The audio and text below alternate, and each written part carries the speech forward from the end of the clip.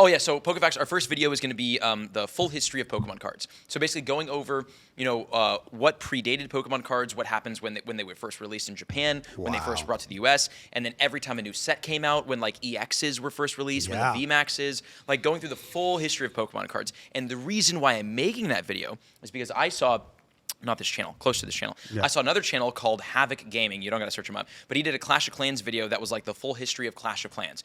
Video had like 5 million views in a year. And I was like, what the fuck? So I was like, okay, I'll do the same thing. And then I made the full history of Pokemon Go in the Pokemon Go niche. Video got like 600,000 views in a year. So then we're just going to take the same thing and make it in another category. There's strategies with YouTube to where they apply horizontally across all different niches. Of course. And the whole like the Sunny V2 documentary style docu-series stuff is a huge trend on YouTube, especially with longer videos that have higher average view duration.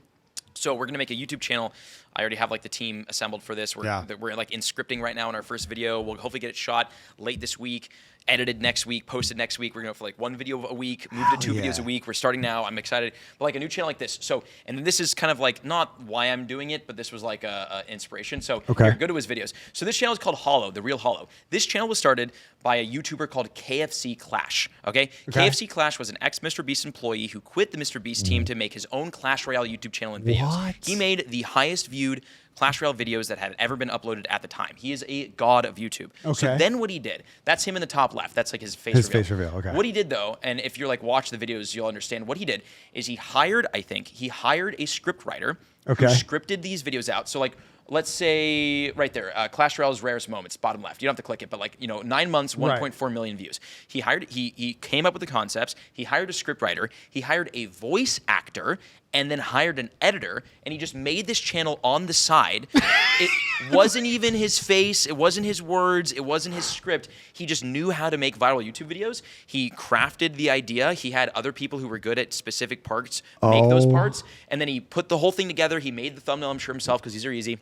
And then he uploaded it. And look at the views. And they're clickable. This is a side channel. This is a side project. He's not even trying. Like, this is crazy. And these kind of videos. So wait, so what do you think he does to send the scripts in? He just gives them a brief outline and you need someone who's, so he's doing Clash, let's say he does like a Clash of Clans video. You need someone who's familiar with the game, right? So he might take some time and sit down and write the script himself in a way to where it's like, here's all the data points and like, here's like where you should be cheeky and funny about this fact and that fact. But if you watch the video, it's a voice actor. So he hands this video off to a voice actor. So maybe the voice actor like polishes the script up to make it like more like a story that's actually going through. And then the voice actor records it, sends it in, the editor makes it, and then it's done.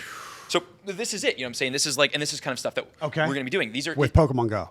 Pokemon cards. Pokemon TCG. cards. So it's telling stories, like old versus 2022 Clash Royale, or 15 Clash Royale ideas that were rejected, 20 world records. It's these videos. I use Notion. My team and I use Notion, and in our Notion document, we have like a tag for certain videos called throwback. These are like throwback videos, to where these are videos that are telling stories that happened in the past that are super interesting to look back on.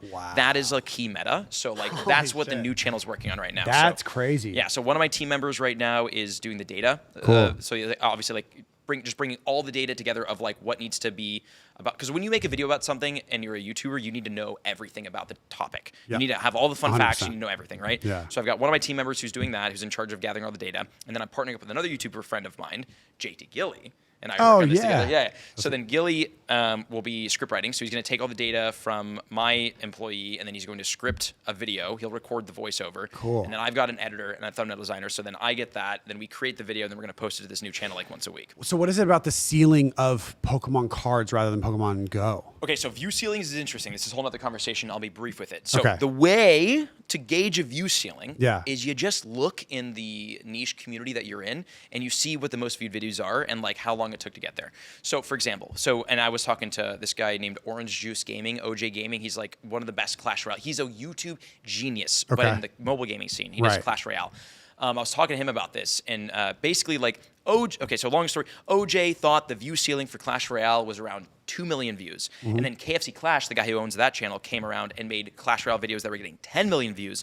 So OJ was like, oh shit, there's more here, tried harder, got huge views, right? So I did the same thing to where it's like, okay, like I think that the view cap per month, like the maximum amount of views that I can get per month in Pokemon Go is like 2.5 million.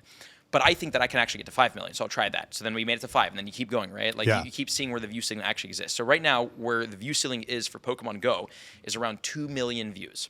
So the most views you'll get on a Pokemon Go video is around 2 million views in one video, right? And then it kind of dies out. In Clash of Clans, the view ceiling is it's like around 5 million. Clash Royale is around 10 million. Pokemon cards also around 10 million.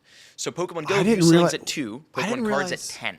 I didn't realize the Supercell games are that Oh, much. dude, they're popping still. Really? Popping. Well, you saw that video. Well, dude, so, obviously, yeah. but I guess I had just assumed that Pokemon Go was still king of It has mobile. more active players. That's what but it is. Clash, the Supercellian games, have more active viewers. Viewers. Oh, nice. Supercell's done a really good game at a really good job at funneling users from their game onto YouTube, because like Supercell will make like these very intricate, cool animated trailers, link them in game, and move their players from in game onto YouTube. So that funnel has helped the YouTube community a lot. Okay. Really smart thing for developers if they're thinking about how to. All right, Matt, you ready?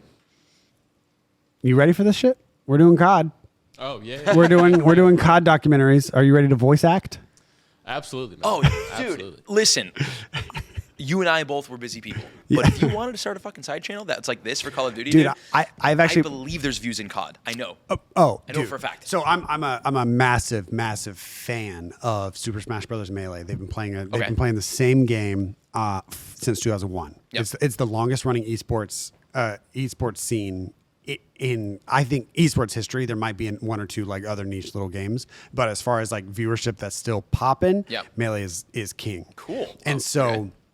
there are channels dedicated to little tiny documentaries that are like 20 minutes long about one set and one moment that happened 15 years ago, and explaining it to the new people that are watching the videos that are watching the scene. Yep. And it's so well done. I mean, I got to give a shout out to Turn Down for Walt. He's one of the in the Melee stats, there's a bunch of really, really good channels out there that are really good at telling those stories, and no one's doing that in COD. Yeah. There's one guy, T-Dog, his name is T-Dog, and he's starting to do it. He's starting to do it on the campaign side. So reliving like Modern Warfare 2 campaigns and COD 4 campaigns, and maybe little Easter eggs that happened.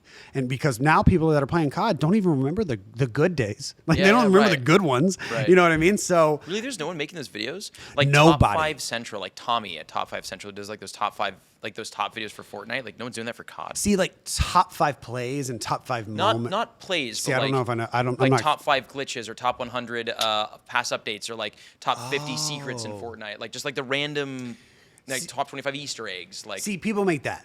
People make that in COD, and that does really well, especially in Warzone. Top 5 spots or glitches or well, talking more about metas. like looking back on the history of Call of Duty and pulling stories from the history of Call pulling of Duty. stories that people nowadays would not have known about. Right. And I think there's so many storylines that are like not well documented or have, like there's a video called on Melee Stats called like Brandon versus Waffles or something like I'm that. Brandon, by the way.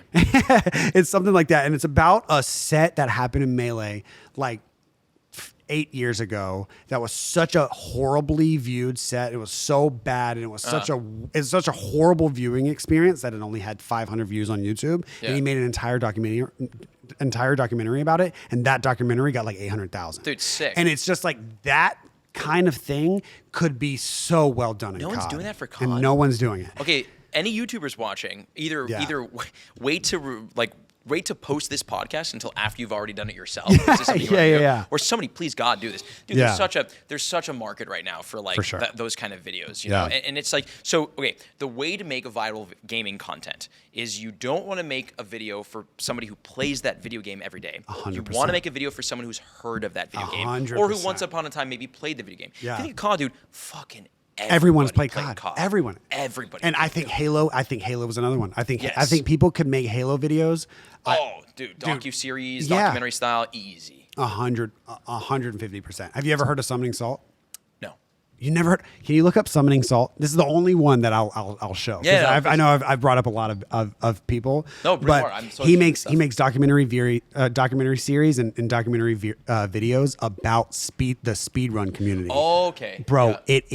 incredible. Yeah. It's so good. He goes into the different like nuances of what you need to do in order to do well in certain. I mean, look at the so sick, dude. It's a bunch of Nintendo games and old school games because those are the highest speed run games.